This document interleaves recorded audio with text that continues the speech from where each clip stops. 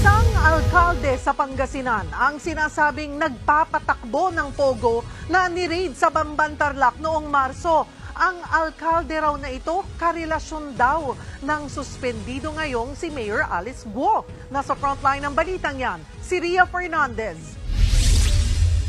Ibinunyag ni Senate President Pro Tempore Jinggoy Estrada na isang mayor sa Pangasinan na nagpapatakbo ng pogo sa Bamban, Tarlac na sinasabing may kinalaman si Mayor Alice Guo. Ayon daw sa source ni Senator Jinggoy, partner daw ni Bamban Mayor Alice Guo ang sinasabing alkalde.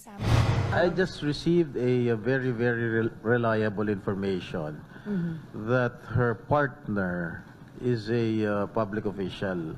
So, sabi ko, mayor ng isang maliit na bayan sa Pangasinan. And according to my bubuit, siya yung nagpapatakbo